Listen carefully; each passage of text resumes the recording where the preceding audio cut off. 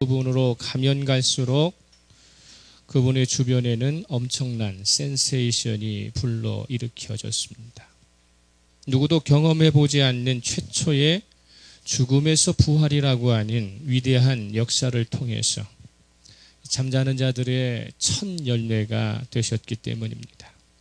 주님은 이 세상에 오실 때에 처음부터 성령의 도움으로 동정녀 마리아에게서 나셨고 33년의 공생애를 사시면서 죄 없이 평생을 사셨으며 우리의 구원을 확증하시기 위해 하나님의 사랑이 무엇을 향하고 있는가에 향해 죽은 자 가운데서 부활하셨습니다.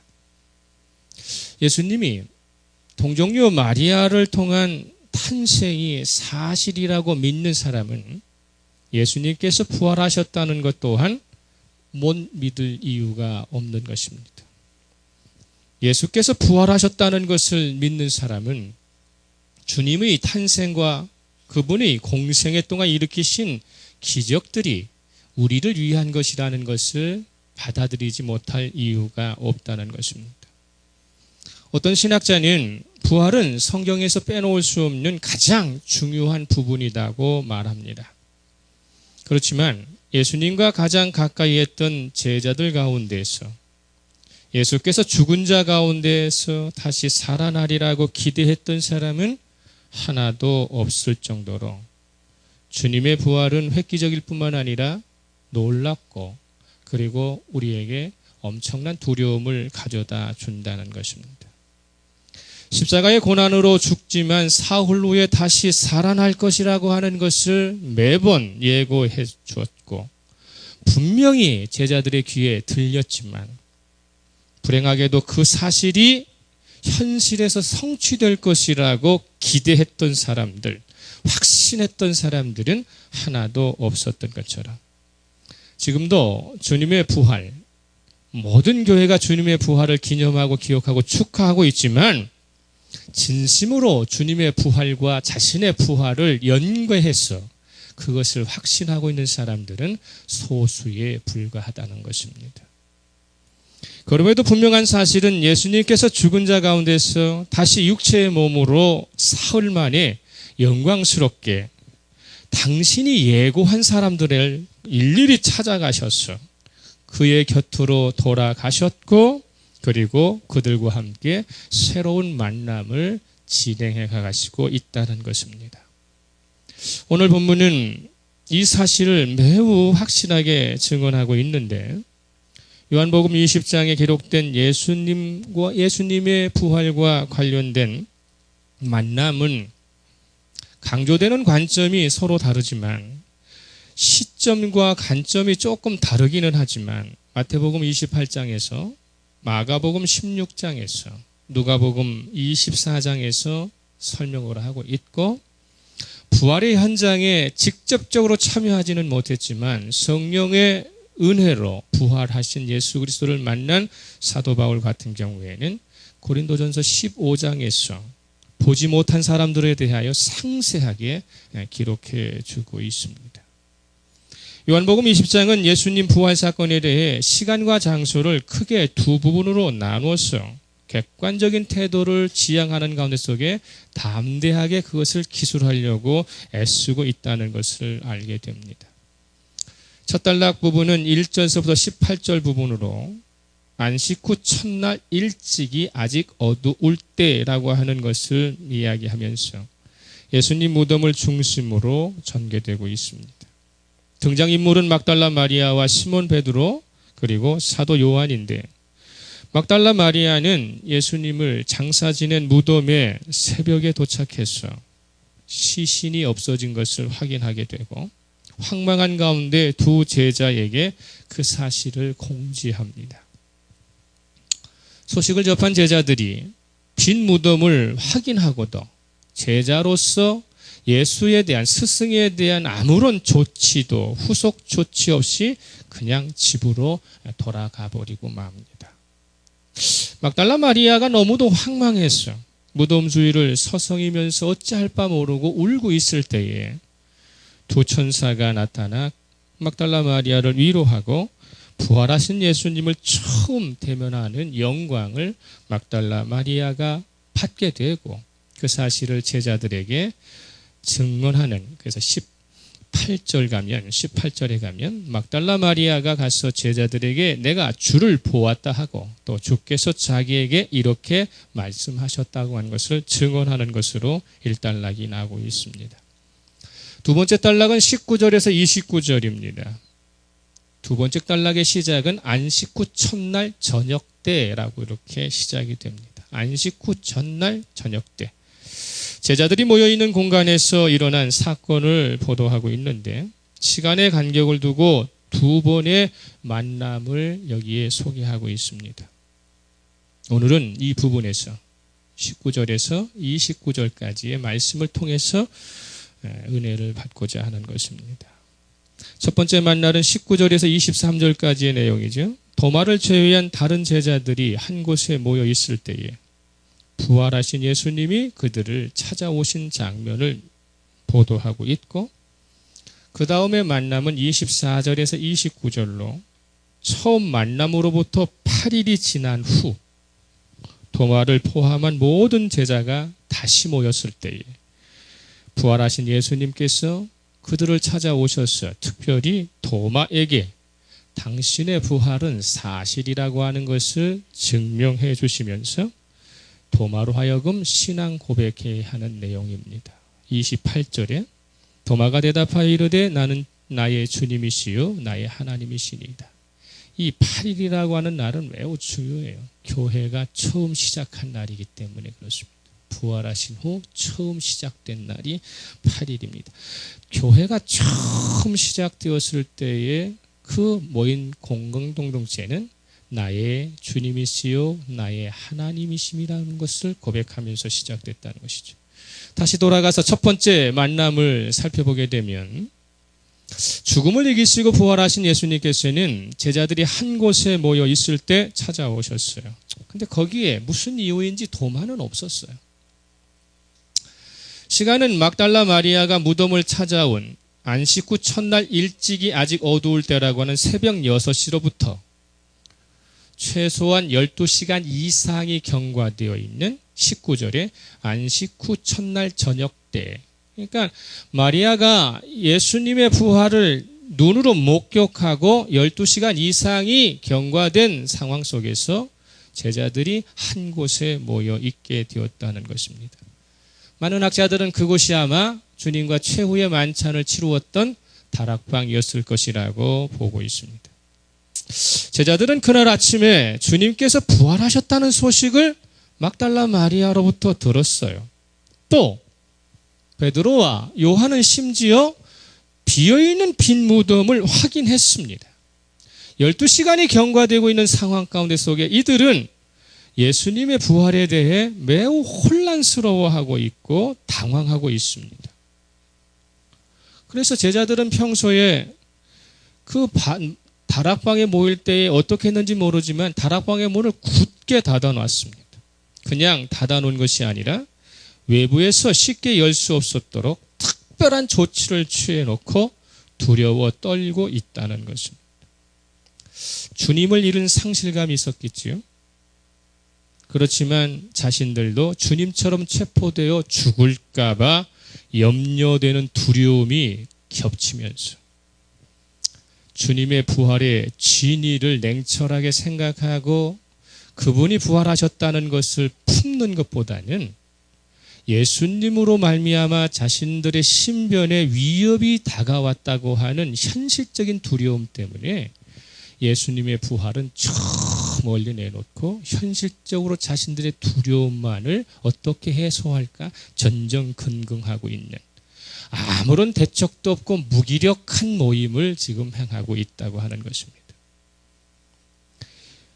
요한이 오늘 이 본문을 통해서 이 시대에 우리에게 이야기하려고 하는 것은 무엇이냐면 예수님의 부활은 2000년 전 사실적 사건이지만 오늘 예수를 믿는 현대의 교회가 예수의 부활에 대하여 이미지는 이야기하고 그것에 대해 축하는 하고 있지만 본질적 자신에게 그것을 접근시키고 예수의 부활을 직접적으로 경험하고 있지는 못하다는 것입니다. 주님께서는 제자들의 엄습한 두려움, 팽팽한 긴장감을 해소해 주시기 위해서 찾아오십니다.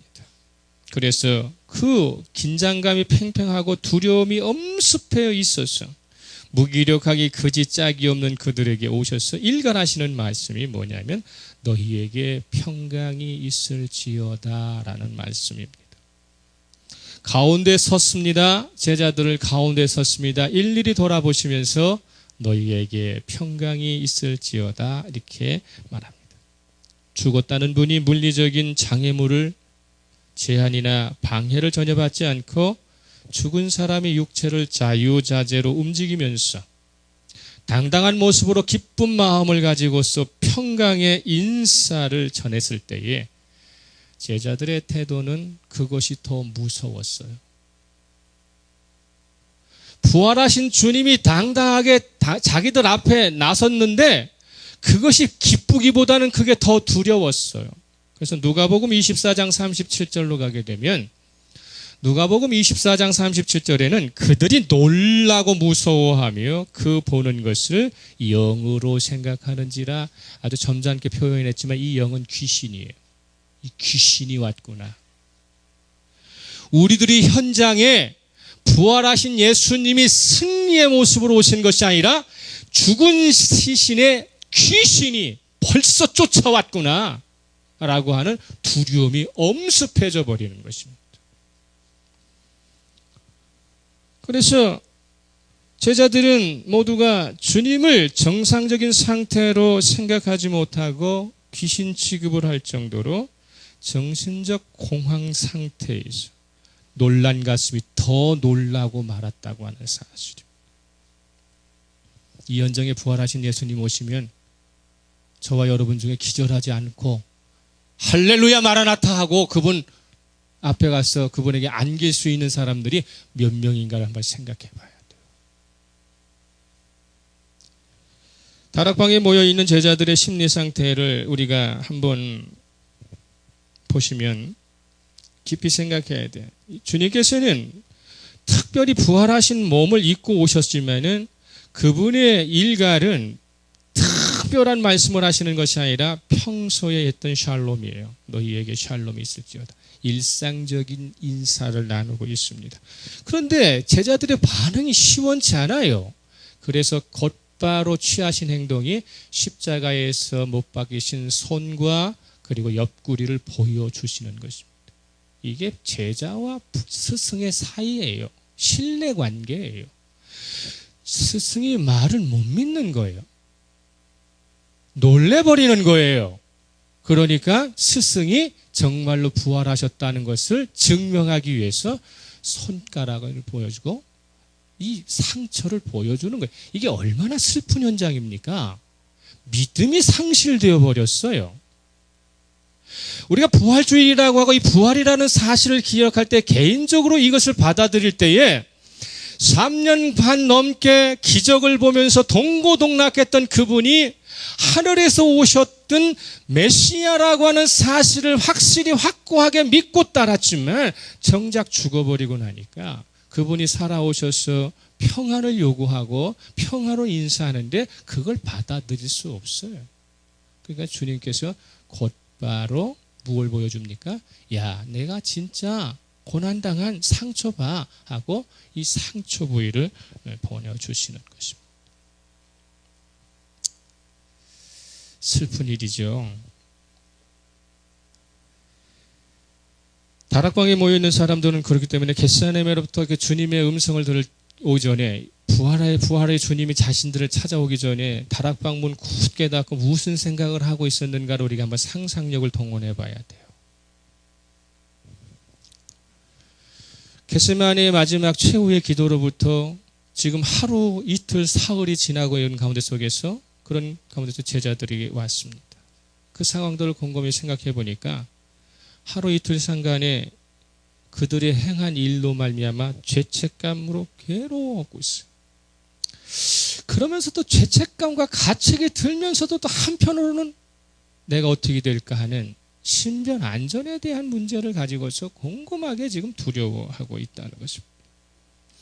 복합적인 염려가 아주 그냥 끼어들어와 있습니다. 제자다운 행동을 한 번도 보여주지 못한 후회 자책이 있을 뿐만 아니라 그동안 동료애로 끈끈이 연결되어 있던 그 동지들에게, 이 공동체 지체들에게, 그들에게 있어서 신뢰가 생기지 않아요. 원망이 생깁니다. 서로의 마음을 굳게 닫아버리고 말았습니다. 19절 중반절에 나오는 두려워하여 모인 곳에 문들이 닫았다는, 이 닫았다는 것은 문만 닫았다는 게 아니에요. 제자들의 마음도 닫혀 있었다. 마음을 닫혀놓고 공동체 생활을 하면 무슨 소용이 있습니까? 스승과 제자 사이에 마음이 닫았는데 얼굴을 맞대고 있으면 그것이 신뢰관계가 회복이 됩니까? 마음의 문이 열려 있지를 못해. 믿을 수가 없는 것이죠. 주님께서는 마지막 만찬을 행하시면서 손수 제자들의 더러운 발을 씻기실 때 특별히 강조하셨던 것이 동료애예요. 공동체의 사랑에 대한 이야기를 계속 하셨거든요. 사랑하는데 끝까지 사랑해야 한다. 할렐루야. 사랑해야 하는데 끝까지 사랑해야 한다고 계속 강조하시는 것이죠. 신앙은 끝까지 사랑하는 것입니다. 할렐루야. 그거 기억해야 합니다. 그래서 요한복음 13장 34절에 뭐라고 이야기하느냐면 새 계명을 너희에게 준다는 거예요. 새 계명을 너희에게 준다. 서로 사랑하라. 내가 너희를 사랑한 것 같이 너희도 서로 사랑해야 된다. 내가 지금 너희에게 이야기하는 이 사랑은 구약에서 이야기하고 있는 사랑이 아니라 세상 사람들이 이야기하는 사랑이 아니라 새 계명으로서 사랑해야 하는데 내가 너희를 사랑한 것 같이 너희도 서로 사랑해야 한다. 할렐루야.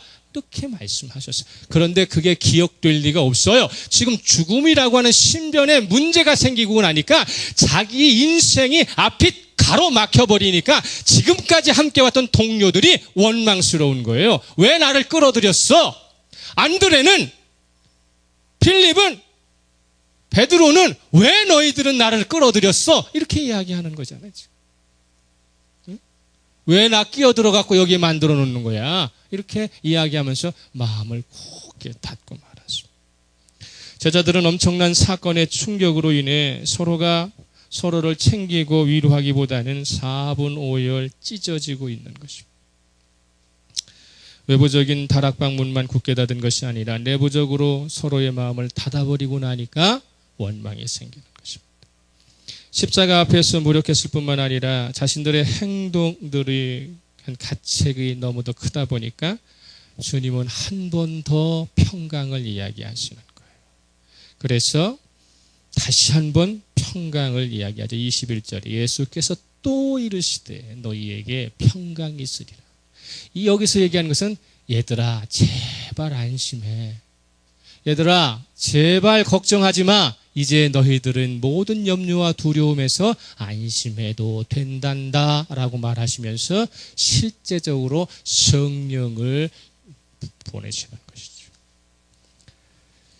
산산이 부서져 있는 제자들의 마음을 다독이시면서 실패조로 전락한 제자들에게 다시 그리고 새로운 기회를 제공하시기 위해서 만남을 주선하고 계시는 것입니다. 그러나 제자들은 이전과 똑같은 장소에서 주님께서 이런 때를 대비해서 예비해서 말씀하신 것을 전혀 기억해내고 있지 못합니다. 내가 이분으로부터 배운 것이 무엇인가를 기억해내지 못하고 있습니다. 부활하신 주님과의 만남이 자신에게 어떤 새로운 삶을 이끌어가 줄 그 희망을 알지 못하고 있습니다. 요한복음 14장 27절에서 주님은 십자가에 못 박히시기 전에 분명히 말씀하셨어요. 요한복음 14장 27절에서 평안을 너희에게 끼치노니 곧 나의 평안을 너희에게 주노라. 내가 너희에게 주는 것은 세상에 주는 것과 같이 아니하니라. 너희는 마음에 근심하지도 말고 두려워하지도 말라. 할렐루야. 십자가에 잡히시기 전에 뻔한 고난과 죽음이 앞에 다가옴에도 불구하고 예수님의 마음은 평안했어요. 16장 22절로 가서는 뭐라고 말씀하시느냐면 16장 22절에 가서는 지금은 너희가 근심하나 내가 다시 너희를 보리니 너희 마음이 기쁠 것이요 너희 기쁨을 빼앗을 자가 없을 것이다 라고 다시금 말씀하십니다. 이제 두 번째 만남이 시작되죠. 두 번째 만남은 그로부터 8일이 지난 시점에서 여기에는 도마도 함께 있었습니다. 8일 전에 도마를 제외한 제자들이 주님께서 부활하셨다는 증거로 손과 못자국과 옆구리를 보여주었습니다. 그때 제자들은 손과 옆구리에 못자국과 창자국을 보고 믿었어요. 그래서 도마에게 설명을 합니다. 스승님이 정말로 부활하셨어. 그래서 그분의 손과 발에 그리고 허리에 못자국과 창자국을 우리가 보았다네. 이렇게 이야기하니까 도마가 그 보는 것으로는 충분하지 않다는 거예요.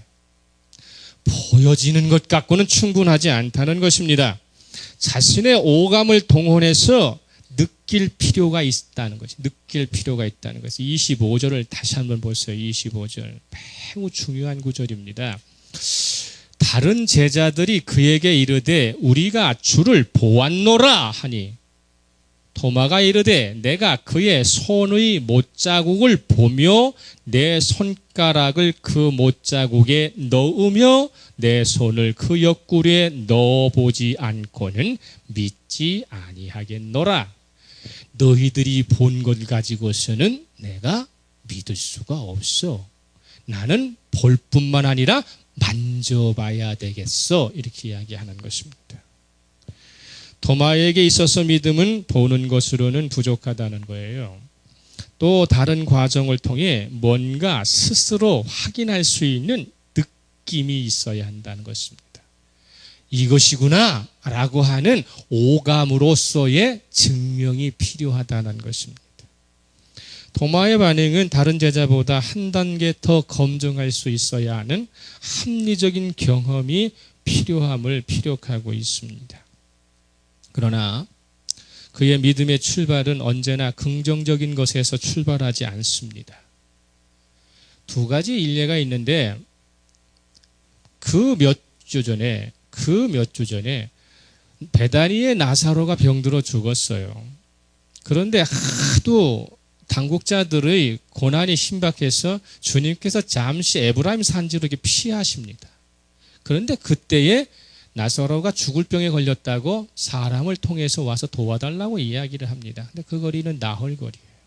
그래서 이런저런 이야기를 하면서 주님께서 이제 간다.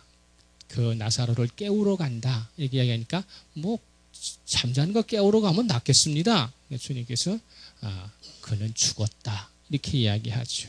그때에 도마가 뭐라고 이야기하느냐면은 우리도 죽으러 가자. 이렇게 하면서 이 감정이 폭발해서 따라가요.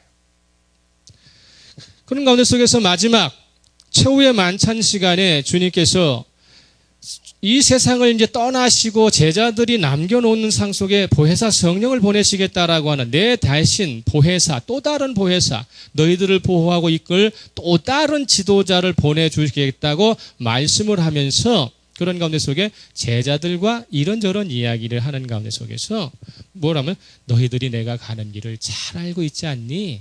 이렇게 이야기를 해요. 설명을 하니까. 그러니까 이 도마가 뭐라고 이야기하느냐면 14장 5절이에요. 요한복음 14장 5절. 도마가 이르되 주여 주께서 어디로 가시는지 우리가 알지 못하거늘 그 길을 어찌 알겠습니까? 이렇게 이야기하면서 주님의 12명의 제자 가운데 속에서도 보고 믿어야 하는 사람이 있고 보고 만지고 사는 천차만별의 믿음의 천차만별이 있는 가운데 속에 주님을 만나는데 긍정적으로도 시작된 사람이 있는가 반면에 부정적 경향을 가지고서 그래가지고 합리적인 여러 가지 조치를 취해가지고 자신이 믿을 만해야만 믿는 그런 사람들이 나타나고 있다는 것입니다. 일련의 도마의 태도를 주님께서는 매우 불량하게 보셨어요.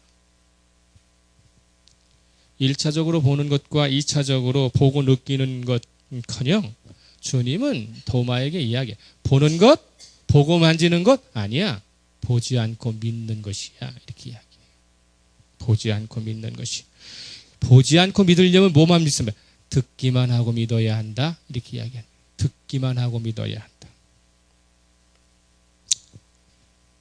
보고 믿는 것, 보고 만지고 믿는 것은 믿음이 아니라는 것입니다. 듣고만 믿어야 한다는 것입니다. 새로운 믿음의 기준을 제시하고 있어요. 29절 다시 한번 읽습니다. 29절 시작. 예수께서 이르시되 너는 나를 본고로 믿느냐? 보지 못하고 믿는 자들은 복되도다 하시니라. 이렇게 됐습니다. 오늘 우리의 신앙의 자리에 대해서 생각해야 합니다. 주님의 부활과 관련해서 우리의 신앙의 자리는요, 우리의 믿음의 자리는요, 보고 믿는 자리가 아니라는 것입니다. 오늘 우리의 자리는 보고 믿는 자리가 아니에요. 더더구나 보고 만져서 느낄 수 있는 자리는 더더욱 아닙니다. 주님의 부활을 경험한 세대로부터 단지 듣고 믿어야 한다는 데서 우리의 믿음의 자리가 매우 불안할 수밖에 없고 더 높은 차원으로 우리를 불러내고 계시다는 것입니다. 오늘 우리에게 허락된 것은 이전과는 달라야 한다는 것입니다. 믿어야만 보인다는 것입니다. 잘 들으세요. 보고 믿은 사람, 만지고 믿은 사람이 아니라 우리는 믿어야만 비로소 볼 수 있고 믿어야만 비로소 만질 수 있다는 것이죠. 믿기 위해서 보고 믿기 위해서 만지는 시대는 지나갔다는 거예요. 이제는 믿어야만 볼 수 있고 믿어야만 만질 수 있기 때문에 이 믿음은 다른 차원으로부터 시작되어야 한다라고 말을 하고 있는 것입니다. 처음에 도마를 제외한 제자들은 부활의 사실에 대해 주님의 상처를 보는 것만으로도 만족했는데 도마는 보고 느낄 수 있도록 조치하셨지만 오늘 우리의 믿음은 믿음이라고 하는 안경을 통해서만 부활하신 주님을 만날 수 있고 믿음 없이는 주님과 개인적 관계를 절대로 형성할 수 없다고 하는 것입니다. 믿음은 하나님과 예수 그리스도로부터 오시는 은총의 선물입니다. 할렐루야. 믿음은 나로부터 나오는 것이 아니에요. 하나님으로부터 오는 것이에요. 하나님으로부터 오는 것이기 때문에 그것을 주십사 하고 바라야 되고 그것을 원해야만 되는 것이죠. 나로부터 생성되는 것이라면 언제든지 내가 선택할 수 있어요, 믿음을. 그러나 믿음은 하나님으로부터 오는 것이고 구원은 하나님으로부터 오는 것이기 때문에 오늘 내가 성도된 것은 내 의지가 아니라 하나님의 의지라고 하는 사실을 명심해야 합니다. 하나님의 의지가 작용됐다면 내가 아무리 그것을 거역하고 거부한다 할지라도 언젠가는 그분 앞에 무릎 꿇을 수밖에 없기 때문에 주님의 뜻을 거부하면 거부할수록 그의 인생은 떠돌이의 인생이요 방황의 인생밖에 되지 않는다는 것이죠. 부활의 기쁨이라고 하는 것은 자각해야 하는 것입니다. 그래서 그리스도로부터 은총의 선물이기 때문에 베드로전서 1장 8절에서 9절에서 베드로가 나중에 그 모든 것을 생각하고 마지막 말년에 자기의 신앙을 고백하는 베드로전서 1장 8절에서 9절에서 뭐라고 얘기하느냐면 예수를 너희가 보지 못하였으나 사랑하는도다. 이제도 보지 못하나 믿고 말할 수 없는 영광스러운 즐거움으로 기뻐하니 믿음의 결국 곧 영혼의 구원을 받으리라. 믿음이 영혼의 구원을 이루는 길이다. 이렇게 이야기합니다. 이걸 좀 쉽게 표준 세번역으로 바꾸면 이런 말이에요. 여러분은 그리스도를 본 일이 없으면서도 사랑하며 지금 그를 보지 못하면서도 믿으며 말로 다 표현할 수 없는 즐거움과 영광을 누리면서 기뻐하고 있습니다. 주의 은총이 아니면 믿을 수가 없는 거예요. 현대의 대부분의 성도들은 도마와 같은 심정을 갖고 있습니다. 도마처럼 한번 만져보고 싶고 보고 싶어요. 그런데 대부분의 성도들은 도마만큼 솔직하지 않다는 것입니다. 의심하는 것이 결코 나쁜 것이 아닌데도 의심은 곧 불신앙으로 착각을 하게 해서 다른 목적 때문인지는 몰라도 믿어지지 않으면서 믿는 척하는 변장수를 가지고 있어. 자신의 믿음을 증명해 보이려고 하고 보여주려고 한다는 것입니다. 여러분도 성경은 진지하게 하나님께 자신의 믿음 없음을 고백하고 은혜를 간구하면 그러면 온전한 믿음을 주시겠다고 약속하셨어요. 그래서 믿음 없음에 대하여 부끄러워하지 않고 주여 제가 믿음이 없습니다. 저에게 믿음을 주십시오. 저에게 은총을 주십시오 하고 갈망하며 주를 찾아가면 주께서는 그 문제를 해결해 주시겠다고 예레미야 29장 13절에서 분명히 이야기하고 있어요. 예레미야 29장 13절 말씀. 너희가 온 마음으로 나를 구하면 나를 찾을 것이요 나를 만나리라. 온 마음으로 나를 구하면 나를 찾을 것이고 나를 만날 것이다 라고 이야기하고 있습니다. 믿음이 부실한 이유는 뭡니까? 온 마음으로 헌신하고 싶지 않은 것입니다. 온 마음으로 주님 찾고 싶지 않아요. 먹고 살기가 너무 빡빡해요. 세상살이가 그리 쉽지 않아요. 세상에서 하나님 찾는 것이 어렵다고 생각하니까 별개로 생각해요. 하나님은 주일날만 찾으면 된다는 착각을 하기 때문에 그런 것입니다. 이유는 뭡니까? 온 마음으로 찾지 않는다는 것은 온 마음으로 나의 인생을 온전히 주님께 맡길 수 없다는 말이에요. 온 마음으로 찾으라는 것은 모든 것을 주님께 맡겨야 한다라고 말씀하시는 것이죠. 해마다 부활주일을 맞이하면서 우리 신앙의 진보와 진전을 가져오는 믿음의 성숙이 없는 이유는 뭘까요? 부활하신 예수님과의 만남을 하나님의 비전을 이루기 위한 출발점으로 생각하지 않고 새로운 사명을 고취하기 위한 다시 시작하는 시점으로 생각하지 않고 세상적인 다른 용도로 이해하고 요구하기 때문에 그래서 부활주일은 그냥 부활주일로 끝나는 것입니다. 주님과의 나와의 만남이 어디로부터 시작되었고 어떤 만남인지를 우리가 깊이 생각해야 합니다. 부활주일과의 이전의 주님과의 만남과 부활절 이후의 주님과의 만남은 180도 달라야 합니다. 정채봉 시인의 만남이라는 시가 짤막한 게 있어요. 기억하실지 모릅니다. 가장 잘못된 만남은 생선과 같은 만남입니다. 만나면 만날수록 비린내가 묻어나니까요. 가장 조심해야 할 만남은 꽃송이와 같은 만남입니다.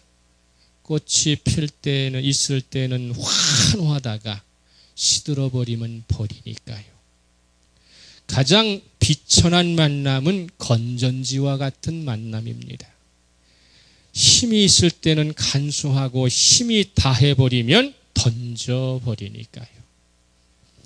가장 시간이 아까운 만남은 지우개 같은 만남입니다. 금방의 만남이 순식간에 지워져 버리니까요. 저와 여러분 가운데 속에 비린내 나는 생선과 같은 만남을 하고 있지는 않습니까? 꽃송이처럼 한참 피어오를 때는 그냥 환호하다가 시들어 버리면 어디다 버릴지 모르고 내팽개쳐 버리는 꽃송이 같은 만남은 아닙니까? 가장 아름다운 만남은 손수건 같은 만남입니다. 힘이 들 때는 땀을 닦아주고 슬플 때는 눈물을 닦아주니까요. 부활하신 주님이 오늘 제자의 현장에서 두려움에 떨고 있고 실패의 자리에서 아무런 역할을 하지 못하고 무력해 있는 자리에서 주님은 오셔서 평강을 이야기하시는 것은 손수건으로 그의 실패를 닦아주시겠다는 것이고 그리고 다시 한번 부활의 능력으로 일으켜 세워주시겠다는 것입니다. 할렐루야. 주님께서 우리를 만나주실 때는 언제나 손수건 같은 만남을 계획하시고 계시는데 저희들은 생선 묻은 손을 가지고 오지는 않았습니까? 화려한 것을 쫓아 불나방처럼 따라다니고 있지는 않습니까? 그저 주일날 한두 시간 왔다가 지워버리는 지우개 같은 만남은 아니냐 그 말이에요. 신앙이 있는 것 같은데 믿음이 있는 것 같은데 주님과의 만남은 언제나 지워버리는 지우개와 같은 만남은 지금 아니냐는 것입니다.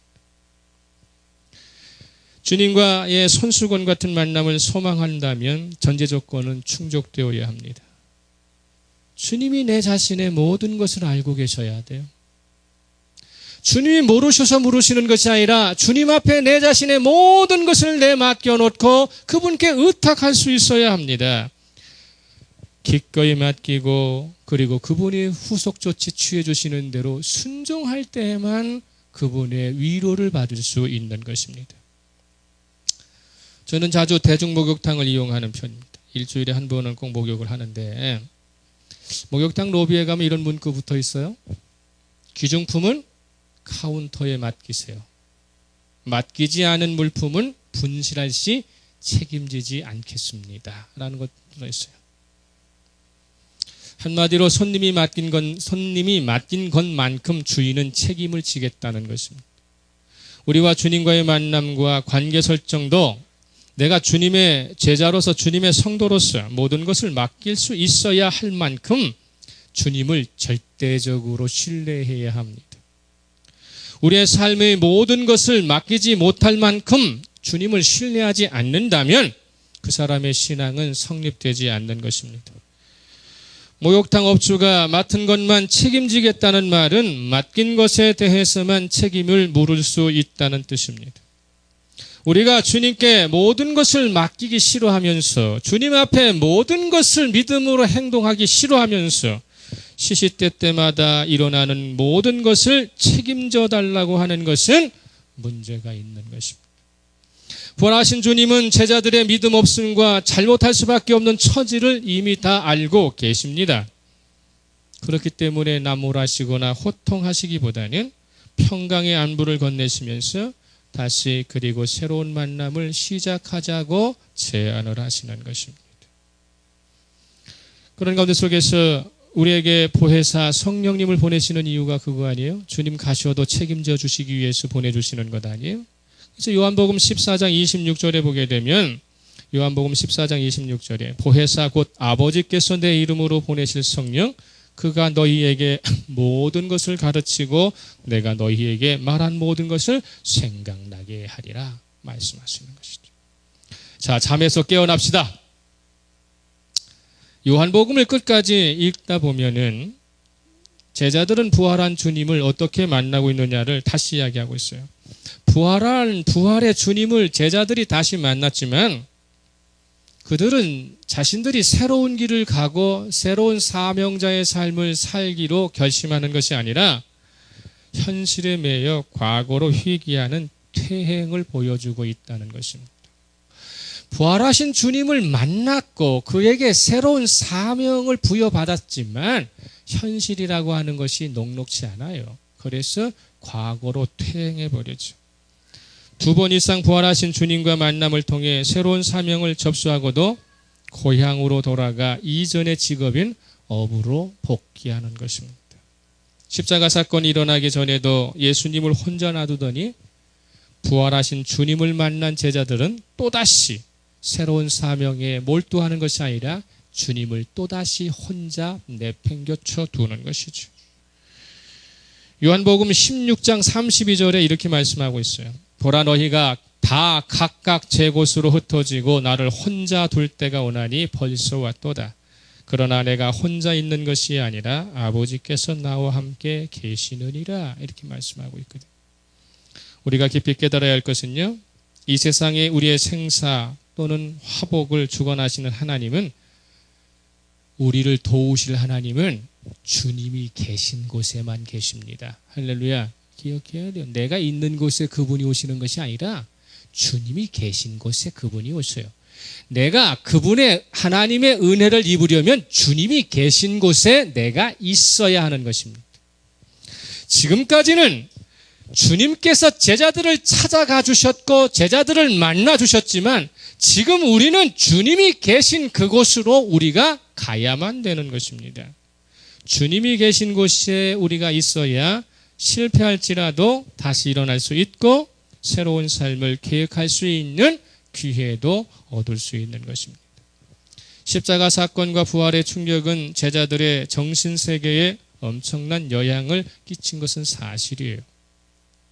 세상의 구원자이신 주님께서 조롱받는다는 것, 극한의 고문과 죽음을 당한다는 것을 목격한 것이 엄청난 트라우마를 형성하고 있습니다. 지금 이 세월호에는 지금 시간이 지나가면 지나갈수록 죄송하지만 구조를 해도 문제가 되는 거예요. 평생을. 이 가지고 있는 트라우마 때문에.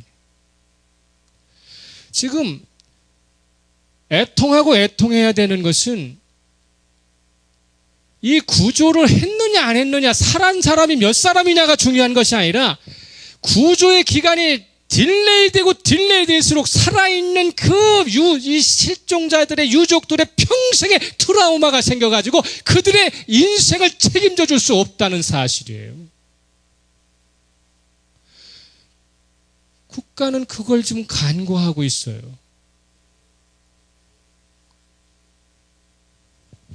죄송하지만 몇 명 살아나왔느냐가 중요한 것이 아닙니다. 국가의 총체적 위기는 1970년대 수준을 넘어가지를 못했어요. 어떤 정치가 어떤 지도자가 이 국가를 책임지겠다고 했지만 여전히 책임질 수 있는 지도자는 우리에게 없다는 것입니다. 그런데도 여기에 희망을 걸고 있습니다. 주님이 계신 곳으로 가지를 않아요. 부활하신 주님을 찾아 나선 제자들은 하나도 없었습니다. 주님께서는 당신과 깊게 관련된 모든 사람을 찾아가셔서 위로하시고 부활의 모습을 보여주셨습니다.